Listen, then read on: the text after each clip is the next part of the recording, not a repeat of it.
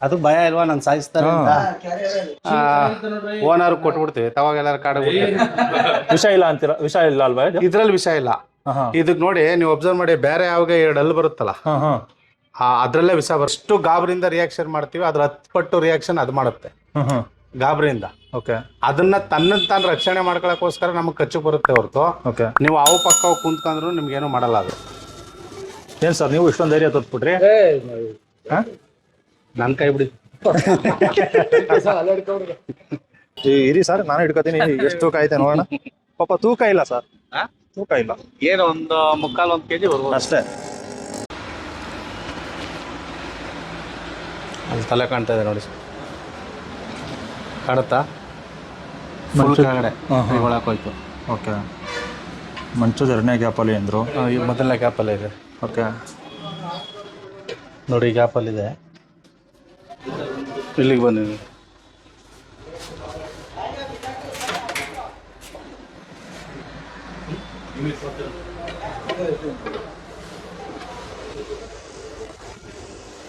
ಯಾವ ಸರ್ ಇದು? ಸರ್ ಕ್ಯಾರೆ ಯಾವ ದೊಡ್ಡ ಕ್ಯಾರೆ ಯಾವ? ಬನ್ನಿ ಈ ಕಡೆ. ಹೆಂಗ್ ನುಳ್ಕ ಮನ್ಗೈತೆ ನೋಡಿ, ಕಾಣುತ್ತಾ? ಟಾರ್ಚ್ ಹಾಕ್ಲಾ? ನುಳ್ಕ ಮಲ್ಲಗೈತಾ? ನೋಡಿದ್ರ? ಓಕೆ.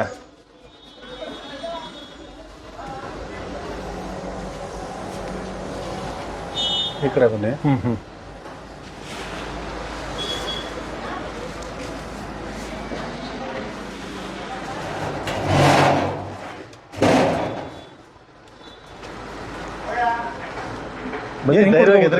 ಬೇಡ, ನಮಗ್ ಧೈರ್ಯ ಇಲ್ಲ.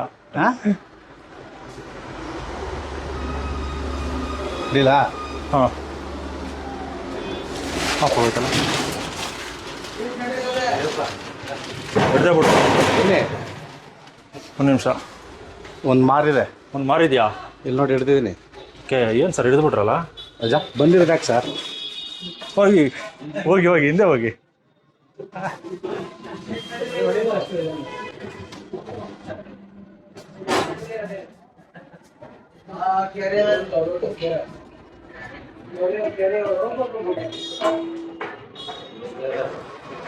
ಸರ್ ಅಲ್ಲೇ ಇರಿ.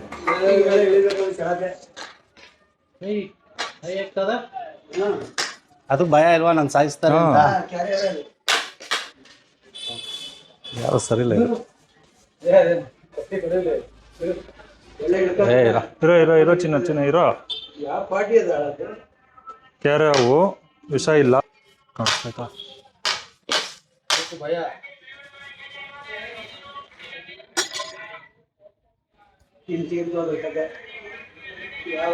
ಚೀಲ ಕೊಡಿ ಸರ್. ನೋಡಿ, ಗಾಬರಿಗೆ ಭಯಕ್ಕೆ ಕಕ್ಕ ಮಾಡ್ತು. ಕಕ್ಕ ಮಾಡ್ತಾ?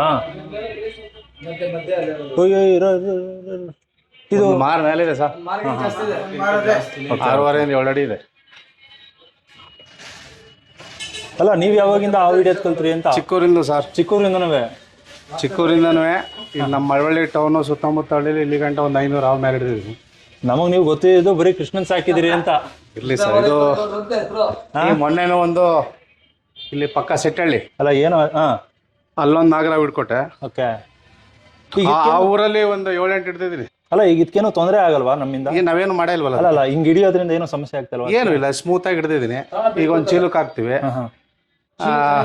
ಓನರ್ ಕೊಟ್ಬಿಡ್ತೀವಿ, ತವಾಗ ಎಲ್ಲಾರು ಕಾಡ. ವಿಷ ಇಲ್ಲ ಅಂತೀರ? ವಿಷ ಇಲ್ಲ ಅಲ್ವಾ? ಇದ್ರಲ್ಲಿ ವಿಷಯ ಇಲ್ಲ. ಇದಕ್ ನೋಡಿ ನೀವು ಅಬ್ಸರ್ವ್ ಮಾಡಿ, ಬೇರೆ ಯಾವಾಗ 2 ಹಲ್ಲು ಬರುತ್ತಲ್ಲ ಅದ್ರಲ್ಲೇ ವಿಷ ಬರೋದು. ಆ ಹಲ್ಲಿಲ್ಲ ಇದಕ್ಕೆ. ಬಿಡಿ ಸರ್. ಸರ್ ಅದು ಡ್ಯಾಮೇಜ್ ಆಗಿದೆ ಸರ್, ಡ್ಯಾಮೇಜ್ ಆಗಿದೆ. ಕಕ್ಕ ಅದು ಅಲ್ಲ, ಲೆಟ್ರಿನ್ ಜಾಗ. ಇಲ್ಲ, ಅಲ್ಲಿ ಸ್ಕಿನ್ ಲೆಟ್ರಿನ್ ಜಾಗ ಅದು. ಹೌದಾ? ಇಲ್ಲಿ ಮುಂದ್ಗಡೆ ತಿನ್ನುತ್ತೆ, ಹಿಂದ್ಗಡೆ ಬರುತ್ತೆ. ಅದು ಡ್ಯಾಮೇಜ್ ಆಗೋಗ್ಬಿಡೈತೆ. ಮೋಸನ್ ಜಾಗ ಅದು. ಅಲ್ಲೇ ಗಾಬರಿಗೆ ಈಗ ಕಕ್ಕ ಮಾಡೋದು. ಹೌದಾ? ಇದಕ್ಕೆ ಮೂಳೆಗಳು ಇದೆ ಅಲ್ಲ? ಹಾವು ಮೂಳೆ ಇದೆ. ಹೌದು, ಈ ಬೆನ್ ಮೇಲೆ ಇರೋದೇ ಪೂರ್ತಿ ಮೂಳೆ. ನಾವು ಎಲ್ಲಿ ಹಿಡಿದ್ರೆ ಇದಕ್ಕೆ ಡ್ಯಾಮೇಜ್ ಆಗುತ್ತೆ? ಎಲ್ಲಿ ಹಿಡಿಬೇಕು? ಇದು ಡ್ಯಾಮೇಜ್ ಆಗ್ಬಾರ್ದು ಅಂದ್ರೆ ಸರ್ ಎಲ್ಲಿ ಹಿಡಿಬೇಕು ಎಲ್ಲಿ ಹಿಡಿಬಾರ್ದು ಅನ್ನೋಕ್ಕಿಂತ ಹೆಚ್ಚಾಗಿ ಹಿಡಿಯೋರ್ಗೆ ಧೈರ್ಯ ಬೇಕು. ತುಂಬಾ ಜನಕ್ಕೆ ಏನ್ ಗೊತ್ತಾ, ಹಿಡಿಯೋರ್ಗೆ ಧೈರ್ಯ ಬೇಕು. ಹಾ ಭಯ ಐತೆ ಅಂತಂದ್ರೆ ಹಿಡಿಕ್ ಹೋಗ್ಲೇಬಾರ್ದು. ಓಕೆ. ನಿಮಗೆ ಧೈರ್ಯ ಇದೆ, ಅವು ನನಗೇನು ಮಾಡಲ್ಲ, ಸೇಫ್ಟಿ ಆಗಿದೆ, ಧೈರ್ಯ ಇದೆ, ಹಿಡಿಬೇಕು. ಜನ ಜಂಗುಳಿ ಇರುತ್ತೋ ಹಿಡಿಕ್ ಹೋಗ್ಬಾರ್ದು. ಯಾಕೆಂದ್ರೆ ಅವರು ಗಾಬರಿ ಆಯ್ತಾರೆ, ನಮ್ಮನ್ನು ಗಾಬರಿ ಮಾಡ್ತಾರೆ. ಸರ್ ಈಗ ತುಂಬಾ ಸೈಲೆಂಟ್ ಆಗಿರ್ಬೇಕು. ಇದ್ರಲ್ಲಿ ಹಾವಿಲ್ಲ ಅಂತ ಗೊತ್ತು, ಈ ಹಾವಲ್ಲಿ ವಿಷ ಇಲ್ಲ ಅಂತ ಗೊತ್ತು. ಯಾವುದೇ ಹಾವಲ್ಲಿ ಸರ್, ನಾವು ಎಷ್ಟು ಗಾಬರಿಯಿಂದ ರಿಯಾಕ್ಷನ್ ಮಾಡ್ತೀವಿ ಅದ್ರ 10 ಪಟ್ಟು ರಿಯಾಕ್ಷನ್ ಅದು ಮಾಡುತ್ತೆ ಗಾಬರಿಯಿಂದ. ಓಕೆ. ಅದನ್ನ ತಾನು ರಕ್ಷಣೆ ಮಾಡ್ಕೊಳಕ್ಕೋಸ್ಕರ ನಮಗೆ ಕಚ್ಚು ಬರುತ್ತೆ ಹೊರತು, ಓಕೆ, ನೀವು ಅವು ಪಕ್ಕ ಕುಂತ್ಕೊಂಡ್ರು ನಿಮ್ಗೇನು ಮಾಡಲ್ಲ ಅದು. ತಗೊನಿ ಸರ್, ತಗೊನಿ ಹಾಕ್ಬಿಡೋಣ ಒಳಗಡೆ. ನಿಮ್ಗೇನು ಮಾಡಲ್ಲ ಅದು. ನಾವು ಗಾಬರಿ, ನಮಗ್ ಧೈರ್ಯ ಇರ್ಬೇಕು ಫಸ್ಟ್. ಓಕೆ, ಹಾಕ್ಬಿಡಿ ಸರ್. ಏನ್ ಸರ್ ನೀವು ಇಷ್ಟೊಂದು ಧೈರ್ಯ ತೋರಿಸ್ಬಿಟ್ರಿ? ನನ್ ಕೈ ಬಿಡಿ.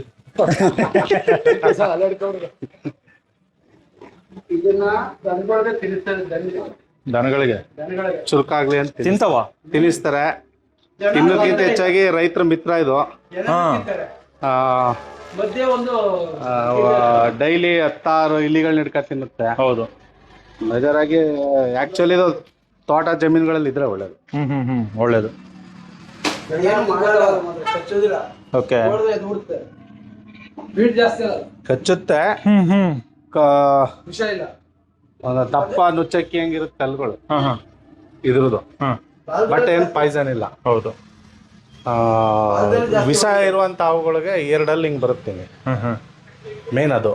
ಅದಕ್ಕೆ ಬೇಕಾದ್ರೆ ನೀವು ಒಂದು ಗ್ಲಾಸ್ ಬಾಟ್ಲ್ ಇಟ್ಕೊಂಡು ಎಲ್ಲ ಹಿಂಗ್ ಮಾಡಿದ್ರೆ ಪಾಯ್ಸನ್ ಬರೋದು ಗೊತ್ತಾಗುತ್ತೆ.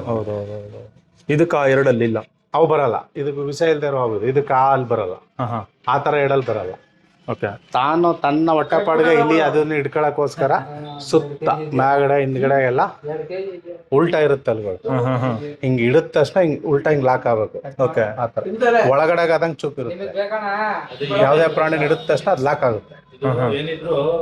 ಹಿಂಗ್ ಕ್ರಾಸ್ ಆಗಿರ್ತದೆ. ಓಕೆ.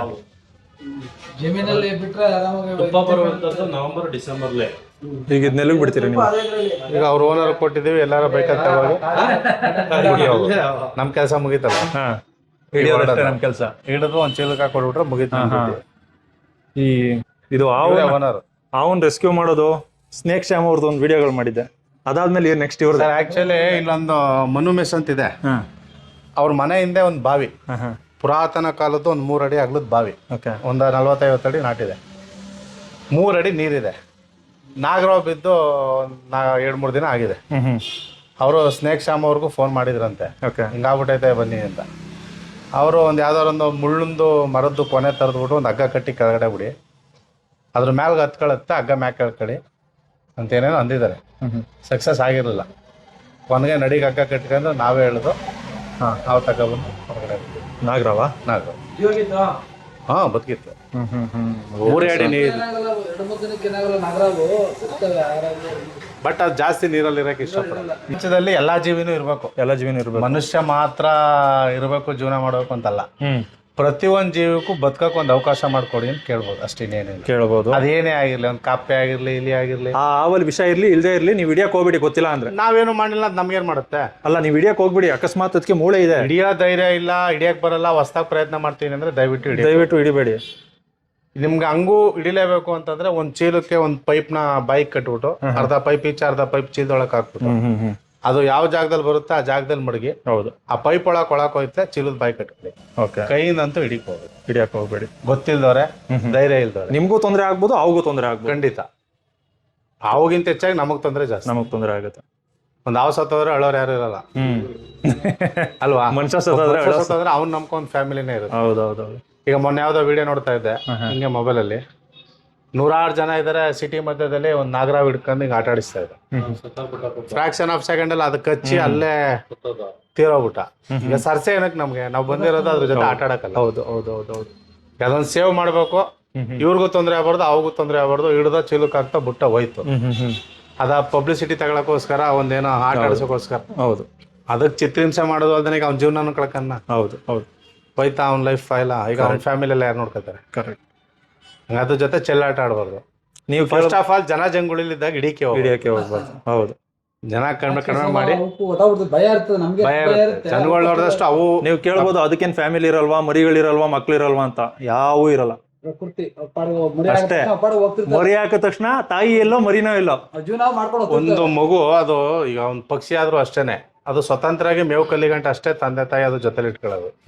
ತದನಂತರ ಅವೇ ಒಂದ್ ಪ್ರತಿ ಒಂದು ಜೋಡಿ ಅಕ್ಕಿನೂ 2 ಮರಿ ಹಾಕುತ್ತೆ, ಒಂದು ಗಂಡು ಒಂದು ಹೆಣ್ಣು. ಅವು ಸಾಯಿ ಗಂಟ ಅವೇ ಜೋಡಿ. ಅವು ಮೇವು ಮೈದ್ ಕಲ್ತ ಮೇಲೆ ಸ್ವತಂತ್ರವಾಗಿ ಆಡಿಸಿ ಕಳಗಿಸ್ತವೆ. ಬಟ್ ನಮ್ಮ ಮನ್ಸ ಜೀವನದಲ್ಲಿ ಹಂಗಲ್ವಲ್ಲ. ಹೌದು. ಇರೋ ತನಕ ತಾತ ಅಜ್ಜಿ ಮುತ್ತಾತ ಮಾವ ಅತ್ತೆ ಅಳಿಯ ಅಂತೆಲ್ಲ ಜೊತೆಲಿ ಇರುವಂತವ್ರು. ಹೌದು. ನಮ್ಮನ್ನ ನಂಬ್ಕೊಂಡಿಗೆ ಫ್ಯಾಮಿಲಿ ಇರುತ್ತೆ. ಪಕ್ಷಿಗಳು ಮೇವು ತಿನ್ಸೋ ತನಕ, ಅದು ಫೀಡ್ ಹಾಕೋ ತನಕನೂ ಕಲ್ಸ್ಕೊಳ್ಳೋ ತನಕನೂ ಇರ್ತವೆ. ಇವು ಹಂಗೂ ಇರಲ್ಲ. ಮರಿ ಹಾಕಿದ ತಕ್ಷಣ ಅದೆಲ್ಲ ಇದೆಲ್ಲ ಹೌದು. ಕಾಳಿಂಗ ಸರ್ಪ ಆಹಾರ ಸಿಕ್ನಿಲ್ಲ ಅಂದ್ರೆ ತನ್ನ ಮರಿನೇ ತಿನ್ನುತ್ತೆ. ಹಂಗಾಗಿ ಅವುಗಳಲ್ಲಿ ಸ್ವಲ್ಪ ಫ್ಯಾಮಿಲಿ ಗಿಮಿಲಿ ಏನಿಲ್ಲ ಪಾಪ, ಅದೊಂದು ಒಂಟೆ ಬದುಕುತ್ತೆ. ಹಂಗ್ ನೋಡ್ಕೊ ಅವುಗಳು ಇರ್ಬೇಕು. ಅವುಗಳು ಇದ್ದಷ್ಟು ಈಗ ಕಪ್ಪೆ ಆಗಿರ್ಬೋದು, ಇಲಿ ಆಗಿರ್ಬೋದು, ಈ ತರದ್ ನಾವು ತಿಂದು ಬದುಕ್ತೇವೆ. ಎಲ್ಲ ಒಂದು ಸೈಕಲ್ ಸರ್. ಹೌದು ಸರ್, ಹೌದು. ಒಂದು ಚಕ್ರ ಎತ್ತಿಂದ ಆ ಚಕ್ರದಲ್ಲಿ ನಾವು ಯಾವ್ದೋ ಒಂದು ಜಾಗದಲ್ಲಿ ಇದೀವಿ ಅಷ್ಟೇ. ಹೌದು. ಅದೆಲ್ಲ ಸೈಕಲ್. ಪ್ರಕೃತಿ ಸಮಾಜ ಎಲ್ಲ ಆರೋಗ್ಯವಾಗಿ ಇರ್ಬೇಕು ಅಂದ್ರೆ ಇವೆಲ್ಲ ಎಲ್ಲವೂ ಇರಬೇಕು. ಆದ್ರೆ ಮನುಷ್ಯ ನಾನ್ ಮಾತ್ರ ಇರ್ಬೇಕು ಅಂತ ಇವೆಲ್ಲ. ಈಗ ಟ್ರಾಕ್ಟರ್ಗಳು ಬರ್ಲಾಗಿ ಅವುಗಳ ಸಂಖ್ಯೆ ಕಮ್ಮಿ ಆಯ್ತು. ನವಿಲುಗಳು ಜಾಸ್ತಿ ಆಗ್ಲಾಗಿ ಅವುಗಳ ಸಂಖ್ಯೆ ಕಮ್ಮಿ ಆಯ್ತು. ಹೌದು. ಈಗ ಅವುಗಳ ಸಂಖ್ಯೆ ಕಮ್ಮಿ ಆಯ್ತು ಅಂದ್ರೆ ಇಲಿಗಳ ಸಂಖ್ಯೆ ಜಾಸ್ತಿ ಆಗ್ತದೆ, ಕಪ್ಪೆಗಳ ಸಂಖ್ಯೆ ಜಾಸ್ತಿ ಆಗ್ತದೆ. ಹೌದು. ರೈತರಿಗೆ ಬೆಳೆಗಳು ನಾಶ ಜಾಸ್ತಿ ಆಯ್ತು ಅಂದ್ರೆ ಬೆಳೆಗಳು ನಾಶ ಆಗುತ್ತೆ, ಆಟೋಮೆಟಿಕ್ ಆಗಿ ನಾಶ ಆಗುತ್ತೆ. ಅದೊಂದು ಸೈಕಲ್. ಪ್ರಕೃತಿಲಿ ಎಲ್ಲಾ ಬದುಕೋಕ್ ಅವಕಾಶ ಇದೆ. ನಮ್ದೇ ಅಲ್ಲ ಪ್ರಕೃತಿಲಿ ನಾವಿರೋದು, ಪ್ರಕೃತಿ ನಮ್ದಲ್ಲ. ಇಲ್ಲಿ ರೈತ ಏನಂತ ತಿಳ್ಕೊಂಡಿದ್ದಾನೆ ಅಂದ್ರೆ ಹಾವು ನನಗೆ ಕೆಟ್ಟದ್ದು, ಅದನ್ನ ಸಾಯಿಸ್ಬೇಕು ಫಸ್ಟ್. ಆಕ್ಚುಲಿ ನೀವು ಹಂಗಂತೀರಿ. ನಾನು ಈ ತರದ ಹಾವುಗಳನ್ನ ಸುಮಾರು ಹಾವುಗಳನ್ನ ತಗೊಂಡು ನಮ್ಮ ತೋಟಕ್ಕೆ ಬಿಟ್ಕೊಂಡಿದ್ದೆ. ಹೌದಾ? ಒಂದ್ ಹಾವು ನಮ್ಮ ಫಾರಂ ಹೌಸ್ ಇದೆಯಲ್ಲ ಕೃಷ್ಣ ಇರೋದು, ಅಲ್ಲೊಂದು ರೂಮಲ್ಲಿ ನಮ್ಮ ಮನೆ ಕಳೆದು. ಆ ರೂಮಲ್ಲೇ ಸಜ್ಜದ ಮೇಲೆ ಸುಮಾರು ತಿಂಗಳಿತ್ತು ಹಾವು, ಕ್ಯಾರೆ ಹಾವು. ಅದ್ ನಾನೇ ತಗೋಬಿಟ್ಟಿದ್ದು. ದೊಡ್ಡ ಹಾವು ಪೇಟೆಯಲ್ಲಿ ಹಿಡ್ದಿದೆ. 6-7 ಅಡಿ ಮೇಲಿತ್ತು. ನನ್ನ ಕೈಗಿಂತ ದಪ್ಪ ಆಯ್ತು ಹಾವು, ತುಂಬಾ ದೊಡ್ಡವು. ಅಂತ ದೊಡ್ಡವು ಮತ್ತೆ ಹಿಡಿಲಿಲ್ಲ ನಾನು ಕ್ಯಾರೆ ಹಾವಲ್ಲಿ. ಆ ಹಾವು ನಮ್ಮ ಫಾರಂ ಹತ್ರ ಪಕ್ಕದಲ್ಲೇ ಭತ್ತದ ಗದ್ದೆ ಇದೆಯಲ್ಲ, ಅಲ್ಲಿಗೆ ಬಿಟ್ಟಿದ್ದೆ. ಅದ್ ಹಂಗೆ ಬಂದು ನಮ್ಮನೆ ಸೇರ್ಕೊಂಡಿತ್ತು ಅಲ್ಲಿ. ಸುಮಾರು ಹಾವುಗಳು ತಗೊಂಡೋಗಿ ನಾನು ಜಮೀನ್ ಹತ್ರ ಬಿಟ್ಟಿದ್ದೀನಿ. ಅದು ಕ್ಯಾರೆ ಹಾವನ್ನ, ಈ ವಿಷ ಇರುವಂತ ಹಾವುಗಳನ್ನಲ್ಲ. ನಾಗರಾವು ಈ ತರದನ್ನಲ್ಲ. ಈ ಕ್ಯಾರೆ ಹಾವುಗಳನ್ನ ನಮ್ಮ ಜಮೀನ್ ಹತ್ರ ನಾನೇ ಸುಮಾರು ಬಿಟ್ಟಿದ್ದೀನಿ. ಇಲ್ಲಿ ತಿನ್ಲಿ ಅಂತ ಬೇಕಾದ್ರೆ ಇದನ್ನು ಬೇಕಾದ್ರೆ ಅಲ್ಲಿಗೆ ಬಿಡೋಣ, ನಡೀರಿ. ಇಲ್ಲ ಎತ್ಕೋಬಿಟ್ರಲ್ಲ ಸರ್. ಎಲ್ಲಿ ಎತ್ಕೋದ್ರು ಅವರು? ಪರವಾಗಿಲ್ಲ, ಅವ್ರಿಗೆ ಒಂದ್ ಸ್ವಲ್ಪ ಧೈರ್ಯ ಆಯ್ತು. ಅಲ್ಲಿಂದ ಅಲ್ಲಿಗೆ ಎತ್ಕೋ ಹೋಗೋರಲ್ಲ. ಚೀಲಕ್ಕೆ ಹಾಕಿದ್ಮೇಲೆ ಎಲ್ಕ ಧೈರ್ಯ ಇದೆ ಹಾವು. ಈಗ ಬೋರೆಗೌಡರು ಹಿಡ್ದಿರೋಂತ ಕೆರೆ ಹಾವು ಅವ್ರ ತೋಟಕ್ಕೆ ಬಿಟ್ಕೊಂತಾರೆ. ಅದು ನನ್ನ ಇಷ್ಟಕ್ಕೆ ಮೋಸ್ಟ್ಲಿ ಕೆರೆ ಹಾವು ಅಂತ ಇರ್ಬೇಕು ಅದ್ರ ಹೆಸರು. ಕೆರೆ ಹಾವು ಅದು ಆಡು ಭಾಷೆ ಮಾತಾಡ್ತಾ ಕೆರೆ ಹಾವು ಬದಲು ಕೆರೆ ಹಾವು ಅಂತ ಮಾಡ್ಬಿಟ್ಟಿದೀವಿ. ಇರಿ ಸರ್, ನಾನು ಹಿಡ್ಕೊತೀನಿ. ಎಷ್ಟು ತೂಕ ಐತೆ ನೋಡೋಣ. ಪಾಪ ತೂಕ ಇಲ್ಲ ಸರ್, ತೂಕ ಇಲ್ಲ. ಏನು ಒಂದು 1/4 kg ಬರ್ಬೋದು ಅಷ್ಟೇ. ತಗೊಂತೀರಾ ಕೈಲಿ? ಬನ್ನಿ ಸರ್. ಸರ್ ಬನ್ನಿ. ಹೆಂಗೋ ಕೃಷ್ಣನ್ ನೋಡಕ್ಕೆ ಅಂತ ಫೋನ್ ಮಾಡಿದ್ದು, ಆ ವಿಡಿಯೋದು ಸಿಕ್ಬಿಡ್ತು.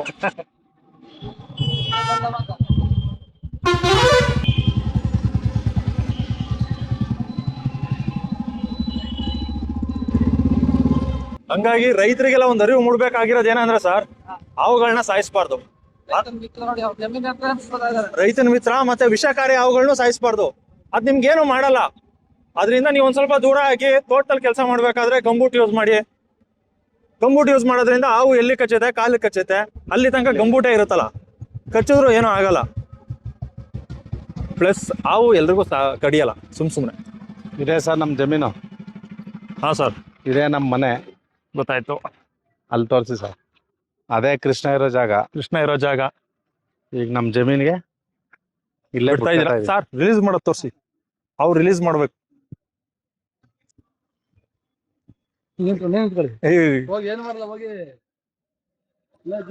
ಸುಮ್ನಿರಿ ಸಾರ್. ಬಿಡೋದ ಸರ್? ಹಾ ಬಿಡಿ ಸರ್, ಬಿಡಿ. ನೋಡಿ, ಹೊಂಟೋಯ್ತು.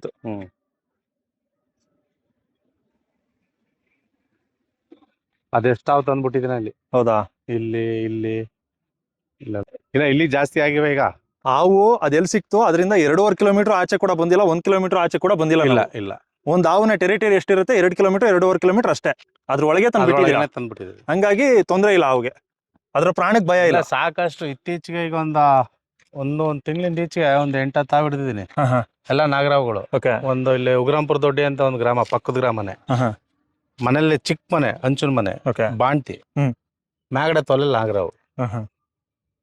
ನೈಟು 10 ಗಂಟೆ ರಾತ್ರಿ ಕರ್ಕೋಗಿ ಓಕೆ ಹಿಡಿಸಿದ್ರು. ಬಾಣ್ತಿ, ಸಣ್ಣ ಮಗು ಬಾಣ್ತಿ. ರೆಸ್ಕ್ಯೂ ಮಾಡಿದ್ರೆ ನೀವು ಏನ್ ಚಾರ್ಜ್ ಮಾಡ್ತೀರಾ? ಏನು ಇಲ್ಲ ಸರ್, ಏನು ಚಾರ್ಜ್ ಮಾಡಿ? ನನ್ನ ಸಮಾಜಕ್ಕೆ ನನ್ನ ಕಡೆಯಿಂದ ಒಂದು ಸಣ್ಣ ಸೇವೆ. ಓಕೆ. ಬಟ್ ಏನಪ್ಪಾ ಅಂದ್ರೆ ಹಾವು ಇದೆ ಅಂತ ಫೋನ್ ಮಾಡಿದ್ರೆ ನಾನು ಹೋಗಲ್ಲ. ಅದೊಂದ್ ಜಾಗಕ್ಕೆ ಅವರೇ ಬಂದು ಕರ್ಕೊ ಹೋಗ್ಬೇಕು. ಕರ್ಕೊ ಹೋಗ್ಬೇಕು. ನಾನ್ ಬೈಕ್ ತಗೊಂಡೋಗಿ ನಾ ಹಿಡಿಯಲ್ಲ. ಅದೊಂದ್ ನನ್ನ ಪಾಲಿಸಿ. ಓಕೆ. ಯಾಕೆ ಅಂದ್ರೆ ಈಗ ನಾ ಹಿಡಿಕ್ ನಾನು ಬೈಕ್ ತಗೋ ಹೋಗಿರ್ತೀನಿ, ಯಾರ್ದೋ ಮನೇಲಿ ಹಿಡಿಯಕ್ ಹೋಗಿರ್ತೀನಿ, ಏನೋ ಒಂದು ಹಾವು ಕಚ್ಚು ಹೆಚ್ಚು ಕಮ್ಮಿ ಆಯ್ತು, ರಿಟರ್ನ್ ನಾನು ಬರಕ್ಕಾಗಲ್ಲ. ಬಟ್ ಅವರೇ ಬಂದು ಕರ್ಕೊ ಹೋಗಿದ್ರೆ ಸೇಫ್ಟಿ ಕರ್ಕೊಂಡ್ ಬಿಡ್ತಾರೆ. ಹೌದು. ಮನೆಗೆ ಈಗ ಕರೆದ್ರು, ಹೋದೆ, ನನ್ನ ಗಾಡಿಲೇ ತಗೊಂಟದ, ಆ ಮನೇಲಿ ಯಾರು ಗಾಡಿ ಓಡಿಸೋರಿಲ್ಲ, ಅಕ್ಕಪಕ್ಕದಲ್ಲಿ ಯಾರು ಇರಲ್ಲ, ನನಗೇನೋ ಒಂದು ಹೆಚ್ಚು ಕಮ್ಮಿ ಆಯ್ತು, ಜವಾಬ್ದಾರಿ ಯಾರು? ಕರೆಕ್ಟ್. ನನ್ನ ನಂಬ್ಕೊಂಡು ಒಂದು ಫ್ಯಾಮಿಲಿ ಇದೆ. ಹೌದು. ಬಟ್ ಅವರೇ ಬರ್ಬೇಕು, ಕರ್ಕೋಬೇಕು. ನನ್ ಗಾಡಿ ಇದೆ ಕಾಲೇಜಲ್ಲಿ, ಆದ್ರೂ ಕೂಡ ಇವ್ ಜಗದೀಶ್ ಅವ್ರು ಫೋನ್ ಮಾಡಿದ್ರು, ಹಿಂಗಾಯ್ತೆ ಅಂತ.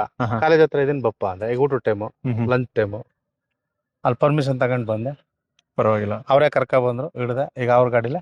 ನಿಮ್ ಕಾಲೇಜಲ್ಲಿ ಯಾವ್ದು ಅವು ಬಂದು ರೆಸ್ಕ್ಯೂ ಮಾಡಿಲ್ವಾ ನೀವು ಅದನ್ನ? ಸುಮಾರು ಹಿಡಿದಿ. ನಮ್ ಕಾಲೇಜ್ ಬಂಡ್ರಲ್ಲಿ ಅವು ಬಂದ್ರೆ ನಾನೇ ಹಿಡಿದ್. ನಮ್ಮ ಮಳವಳ್ಳಿಲಿ ಎಲ್ಲೇ ಅವು ಬಂದ್ರೆ ನನಗೆ ಫೋನ್ ಮಾಡೋದು.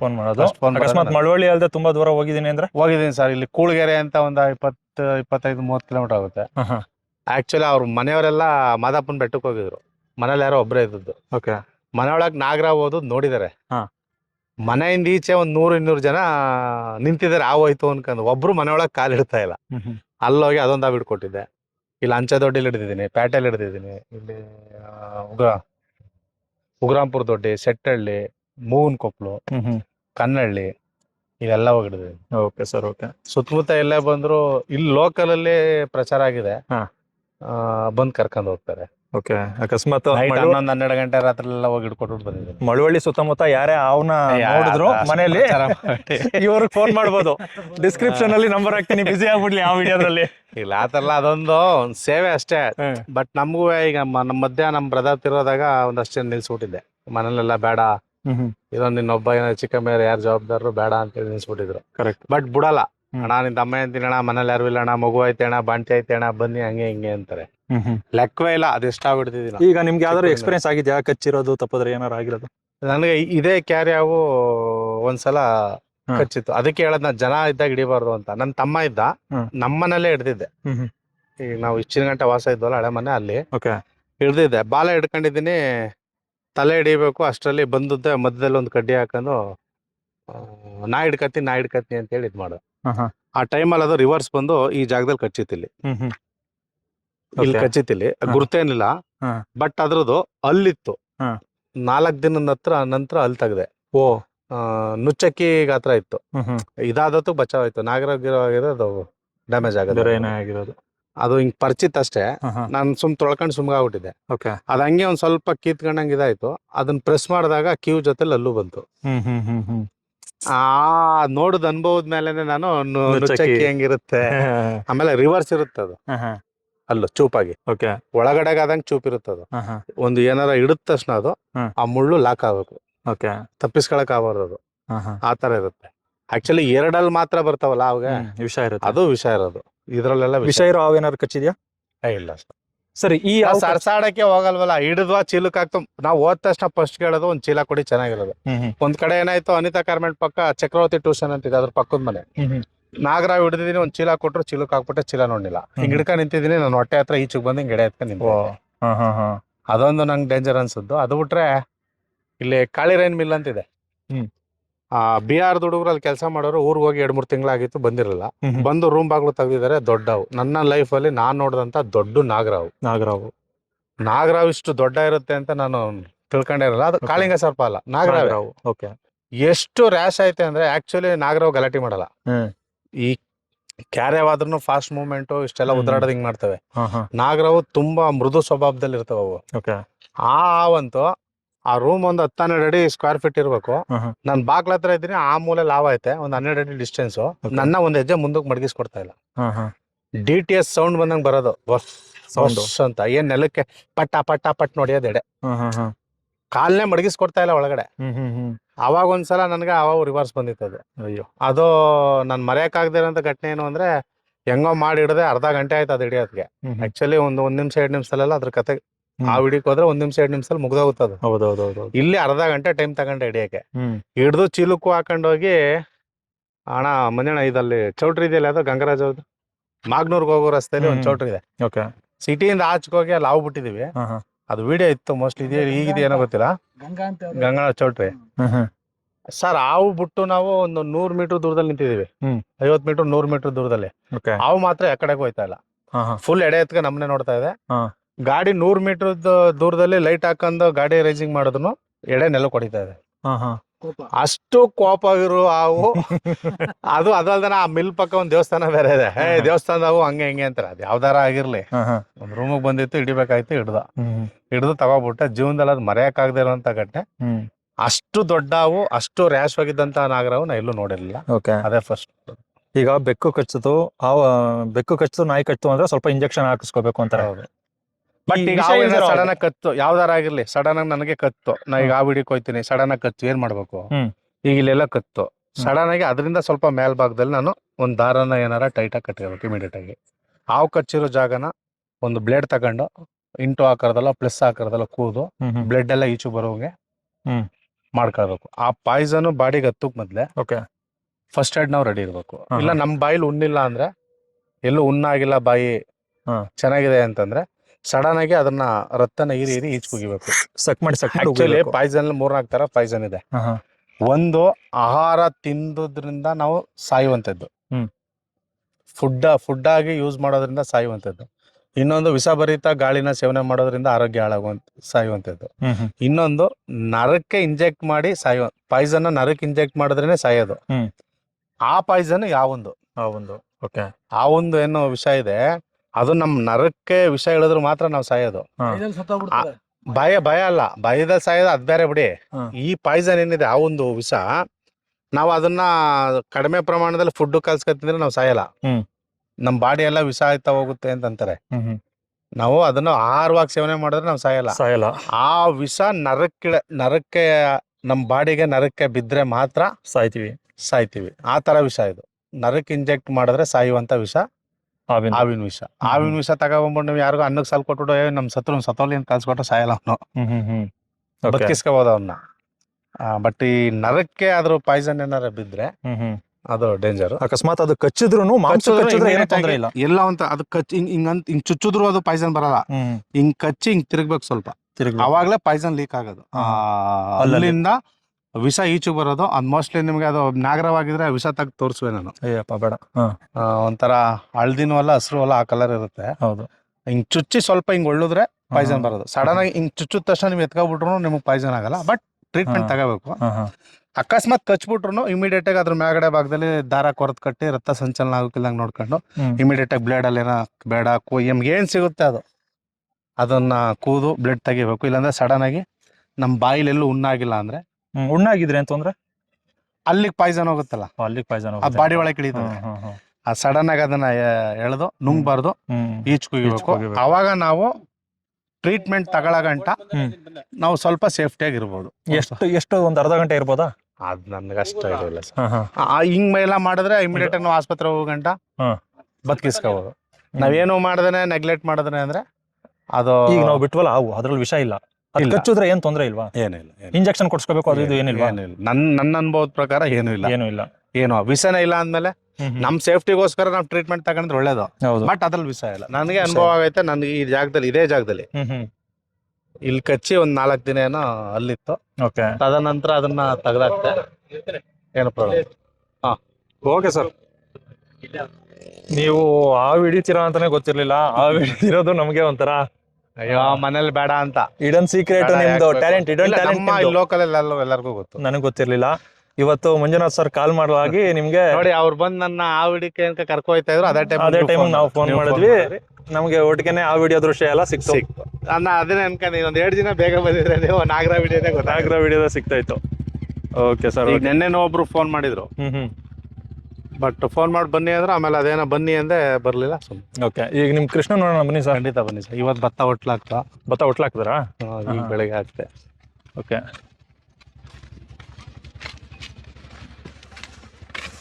ಗಾಡಿ ಇಲ್ಲೇ ಇರ್ಲಿ ಅಲ್ವಾ? ಬನ್ನಿ, ಏನು ತೊಂದರೆ ಇಲ್ಲ.